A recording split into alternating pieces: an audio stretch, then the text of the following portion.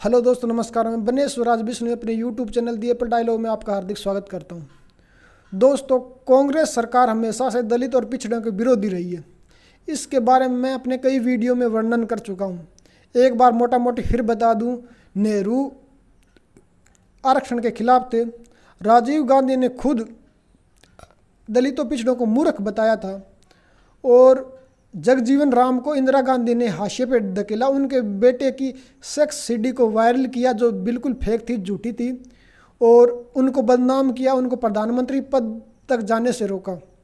इसके अलावा कांग्रेस ने हमेशा दलितों को एक वोट बैंक की तरह रखा, उनको मिनिमम डोज, ताकि वो हमसे दूर भी न जाएं और इतने बड़े न हो जाएं कि हमको ललकार सकें।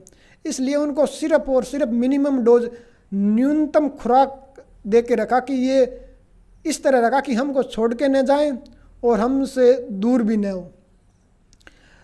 कांग्रेस पार्टी हमेशा से ही दलित विरोधी रही है और हमेशा से ही उन्होंने अपने विरोध आवाज़ न उठे दलितों के गुस्से को निकालने के लिए पंडितों और ब्राह्मणों को चुना। उन्होंने सोचा कि दलित और जो दलित लोग हैं उनके अंदर जो गुस्सा, जो फ्रस्ट्रेशन है, जो कुंठा है, उसको निकालने का एक मार्ग दे दें। तो उन्होंने झूठी फेक थ्योरियाँ गढ़ी कि ब्राह्मणों ने पंडितों ने दलितों पर अत्याचार किए। मैं आपसे पूछना चाहता हूँ कि वो वैदिक काल की बात करते हैं कि वैदिक काल में क्या हुआ, किंतु आज़ादी के बाद, वैदिक काल को छोड़िए, आज़ादी के बाद कांग्रेस ने किस तरह दलितों पिछड़ों को क्या क्या दिया, इसका एक बार आप खुद सोचिए। उन्होंने कहने को आरक्षण दिया, किंतु कांग्रेस कहती हमने दिया, जबकि कांग्रेस ने नहीं दिया, ये बाबा भीमराव अम्बेडकर ने दिया था।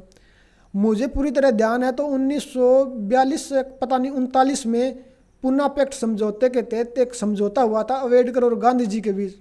इसमें उन्होंने ये मांग रखी थी कि यदि देश आज़ाद हुआ तो दलितों पिछड़ों के लिए आरक्षण दिया जाएगा। उसी वादे को निभाते हुए आज़ादी के बाद देश ने, मैं कांग्रेस की बात नहीं कर रहा हूँ, देश ने और लगातार अम्बेडकर के दबाव ने दलितों पिछड़ों को आरक्षण दिया। किसी कांग्रेस पार्टी ने नहीं दिया।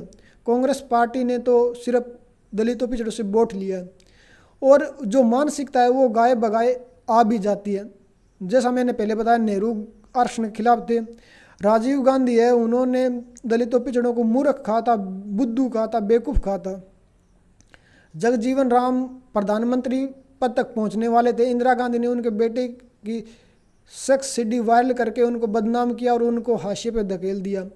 कांसी राम जी के साथ क्या किया ये आपको पता है तो ठीक है, वरना आप गूगल कर लीजिए, यूट्यूब कर लीजिए, आपको पता चल जाएगा। मायावती को किस तरह हाशिए पे धकेला ये भी आप देखिए।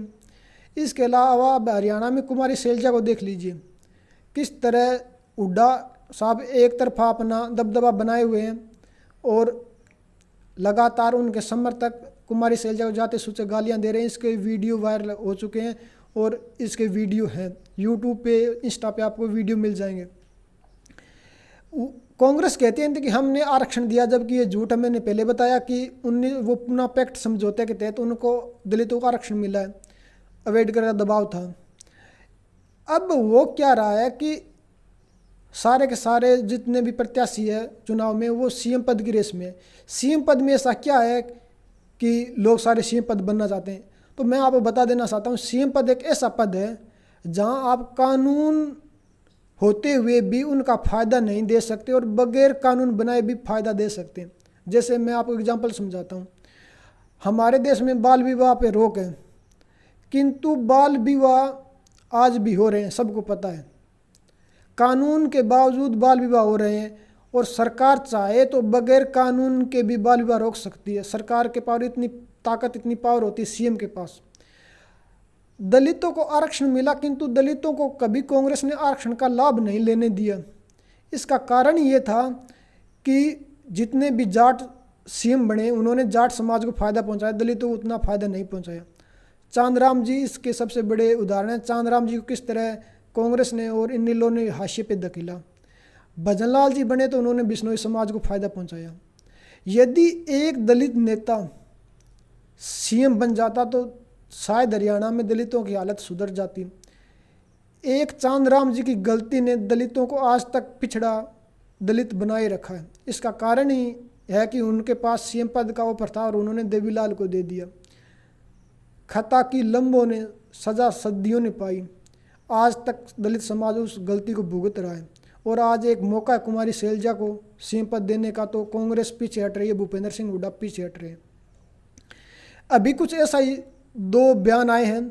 एक करनाल के असंध के विधायक है शमशेर सिंह गोगी, उन्होंने बयान दिया है कि सरकार बनी तो सबका हिस्सा होगा, अपनी सरकार होगी, रिश्तेदारों को खुश रखेंगे, भाईचारा सेट करेंगे और सबको अपना अपना घर भरेंगे। यानी कांग्रेस आई तो दलितों पिछड़ों कुछ नहीं मिलेगा, सरकारी नौकरी है वो जो कांग्रेस के चमचे हैं, जो कांग्रेस के बहुत ही कट्टर कार्यकर्ता हैं, उन्हीं को मिलेगी और किसी को नहीं मिलेगी। तो कांग्रेस कह रही है हम 2 लाख पद भरेंगे, 2 लाख पद तो भरेंगे, किंतु ये नहीं कहा कि बिना खर्ची पर्ची भरेंगे, पूरी तरह ट्रांसपेरेंट रखेंगे, भाई भतीजावाद को बढ़ावा नहीं देंगे, ईमानदारी से पेपर लेके भर्ती करेंगे, ये नहीं कहा।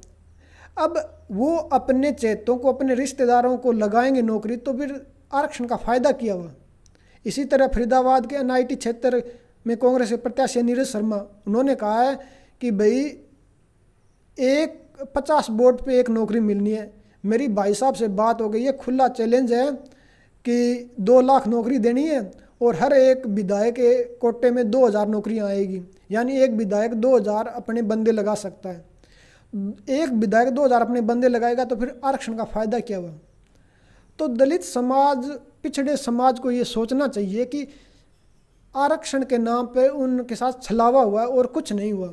आरक्षण के नाम पे उनके साथ धोखा हुआ है। आरक्षण कानूनी तौर पे आरक्षण है, किंतु सीएम पद दे के, जैसे जाटों को सीएम पद दे दिया तो जाटों के बच्चे नौकरी लग रहे हैं, भजनलाल जी आए तो बिश्नोइयों के नौकरी लगे, तो फिर आरक्षण का फ़ायदा क्या हुआ। दलितों पिछड़ों को फ़ायदा मिला ही नहीं। इसका कारण ये है कि उनको कभी दलित पिछड़े वर्ग का कोई सीएम ही नहीं बना। इसलिए कांग्रेस सिर्फ झूठा छलावा कर रही है। यदि इस बार भी कांग्रेस सरकार बनी है तो आरक्षण सिर्फ आरक्षण रह जाएगा, आरक्षण का फ़ायदा दलितों को नहीं मिलेगा। तो आने वाले विधानसभा चुनाव में आपको ठंडे दिमाग से ये सोचना है कि जो बिना खर्ची पर्ची ट्रांसपेरेंट तरीके से नौकरी दे रही है, आरक्षण का लाभ रही है, उस बीजेपी को चुनना है, या जो अपने कोटे में 2000 विधायक, एक कोटे में 2000 की नौकरी वाले विधायक है, उनको चुनना है। वो तो अपने रिश्तेदार, अपने कार्यकर्ताओं को लगाएंगे, दलित पिछड़ों को नहीं लगाएंगे, ये बात श्योर है। तो आने वाले विधानसभा चुनाव में आप इस बात का पूरा ध्यान रखिए। आज के वीडियो में इतना ही, धन्यवाद।